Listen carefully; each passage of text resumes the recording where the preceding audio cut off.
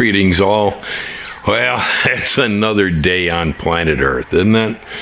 Yeah, sometimes they're all the same, and otherwise, every day something different happens.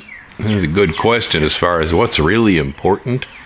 Yeah, what happened today that really actually matters? Well, let's see. Today is Valentine's Day all over again. Boy, oh boy, I tell you, if you didn't at least leave a bag of Hershey's Kisses laying around someplace with a ribbon on it, you were in trouble. Who the heck was Saint Valentine anyway? This is very confusing, because Valentine having been, obviously, since he's a saint, he was part of the Catholic religion, because Catholics are the ones who name saints. That's always confused me how I went to a Lutheran school as a boy named St. Andrews, and my teachers could never answer that question. I don't know how that happens. But anyhow, who the heck was St. Valentine? Well, apparently, he had nothing to do with chocolate, because chocolate hadn't been brought to Europe from Central America, Mexico yet, so that didn't happen. And of course, Valentine being a Catholic priest, he didn't have anything to do with sex either. So he didn't know anything about that. I guess it was because he was doing some secret Christian marriages that had been decreed illegal in his time, and then they put him under house arrest. He later apparently did a miraculous healing on one of the people at the house, and so later he was canonized, and he became our Saint Valentine, and we associate him with chocolate, love, kisses, hearts, and all that stuff, and little birdies chirping. I hear a birdie chirping. Yeah.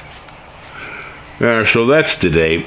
I was lucky. I asked Ellen. I said, "What do you want to do for Valentine's Day? What do you want? Do you need anything?" I asked. I'm not good at this. Well, she gave me an idea, and I got it for her. And then she up and forgot this was Valentine's Day and scheduled a friend of hers to come over and transplant orchids today. And here's Gracie. Yeah, Gracie, come over. She says, "What you talking about today?"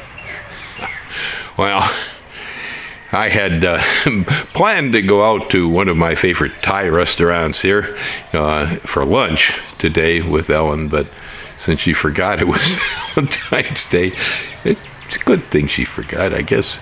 It looks like it's going to be dinner. I was going for lunch because I didn't figure it'd be quite as crowded, and I didn't have a reservation.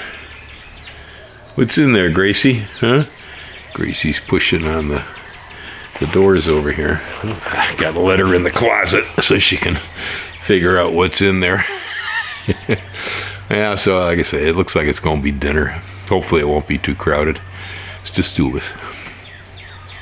Otherwise, let's see, what else is happening today that's different than yesterday? Well, they finally took up discussing the bills on recreational cannabis here in Hawaii. They're on the floor there, and they're passing them around and talking about it. We'll see.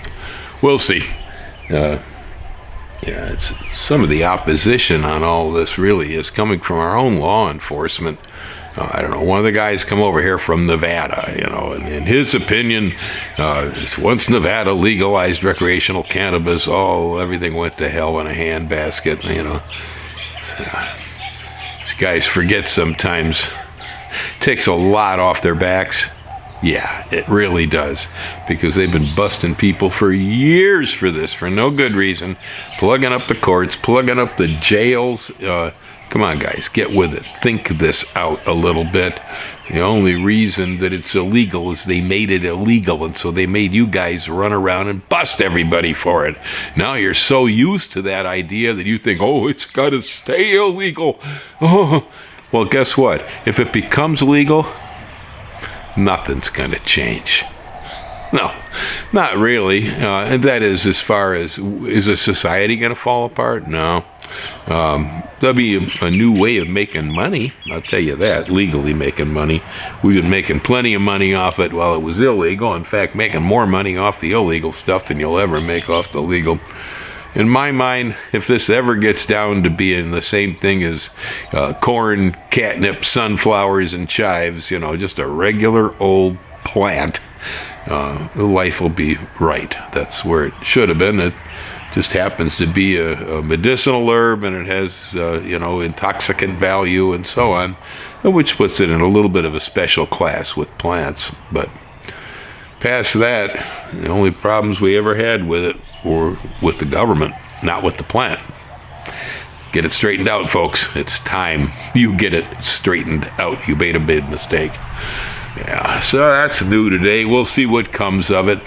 I haven't got my hopes up too high. And we may end up over here, having to have the doctor tell the government that we can use the plant. So ever since I figured out that the Delta-8 THC from the industrial hemp works far better on me with less nasty side effects than any one of the pharmaceutical blood pressure medications they try to dispense, I'm really behind this whole idea, and I am definitely opposed to what the government has done. They are way off base. Stuff's valuable. It's useful. I don't know how many pills they've pushed my way. Try this, Bill. Try this one. Try this one to lower your blood pressure. They give me a backache, or they give me one thing or another, whatever. The side effects were intolerable on almost every one of those pills until I hit the Delta-8 THC by accident. I was using it for sleep. A friend of mine makes it over in Ohio. I was swapping plants for it. I didn't know what to do with the stuff. I said, well, I don't sleep so well anymore. And so, I'd put the stuff up in little gummies and stuff and eat it before bedtime. And, well, it gave me a pretty solid night's rest. But then one day I realized that my blood pressure was normal. Yeah, and it's a real physical thing, It expands the blood vessels. That's all. It relaxes them, and that's why. So it's there's no hocus pocus here. No, it's a real physical reaction. Right, Gracie? Yeah, I got my kitty over here with me.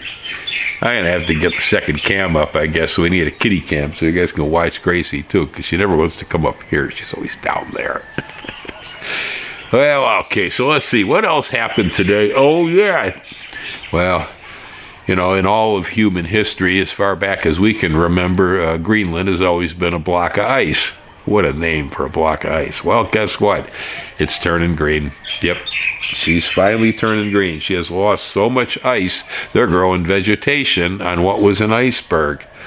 Well, that's special. It does indicate, that there's something happening in the climate, but there are so many people out there who deny all this, and all you have to do is say climate change, and they're up in arms, and it's a political thing, and it's all stupid. Yeah, well, anytime you mention melting ice, that gets the hackles up. But so far, I haven't really heard hardly anybody talking about the fact that the Tigris and the Euphrates rivers, which is the Fertile Crescent, that is the beginning of agriculture and civilization on planet Earth, as far as we know in archaeological theory, very beginning of stuff, the rivers have dried up. Yeah, this has been since the beginning of our time that we know of. This is where it all started. All right, these were my ancestors. This is what makes me special, in that I'm still related, one of the few people related back to the people that built the irrigation in the Fertile Crescent, who built the first plow, who planted the first crops. Yes, those are my ancestors. We helped to establish agriculture and organize societies. Now, there aren't many of us left. Most of us have passed away for some reason. I guess we're just too picky about our lovers or something, but I don't know. Very few of my ancestors there. This is really a dead deal, but here we go, man. This was the beginning of it all, and the rivers are drying up. The Fertile Crescent is dying. That's Now, again, this is, beginning of time for humans, our history. Go back. It's always been there. This is where it starts. This is the Garden of Eden, the breadbasket of humanity, right? It's drying up. It's not there anymore, okay? Very little water left. Some of it has to do with dams and control and so on, but by and large, the whole works is going away because of climate change. Yeah, the rains ain't falling somewhere anymore. And, it brings to mind this theory. It's a theory, but if you take the peaks and valleys in odd climate phenomena and you match them with the peaks and valleys of social disorder, collapse of society, and the barbarians taking Rome in the Dark Ages in Europe, they match quite well. Yes, you will see that the greatest periods of social collapse and unrest in human history also parallel some of the worst events of climate change that we've experienced, whether it was from Krakatoa exploding or whatever. It's always something that happens out there that makes climate get goofy. Well, they pretty well match. And we're in another one of them today. The Fertile Crescent is an area on the planet right now of some of the greatest unrest that we see anywhere. Climate change and social collapse and social unrest and war are pretty much, there's a lot of reasons why we got people at our southern and northern borders trying to get in here right now. There's a lot of reasons. But climate is very possibly part of them, okay? Because Central America, Mexico, they have also been affected by all of this. So. Well, that's new. Yeah, really new. We could go back 5,000 years, and they've been able to grow wheat in the Fertile Crescent. Well, guess what? They can't do it no more. And worse, I'm always saying, I don't have any belief systems. I have religion. Well, unfortunately, most of our major religions, it is at least Christianity, Judaism, Islam, they all originate in this particular region of the world. That's where they all stem from. And of course, they all have their prophecies, and you can look into at least Christianity and Islam and find prophecy indicating that, the day that the rivers stop flowing in that particular region, that the end of the world is at hand.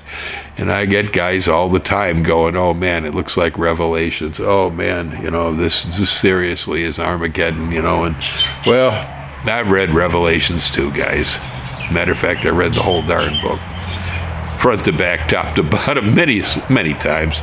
I'm very familiar with things that are prophesied in there, and well, I won't argue with you guys.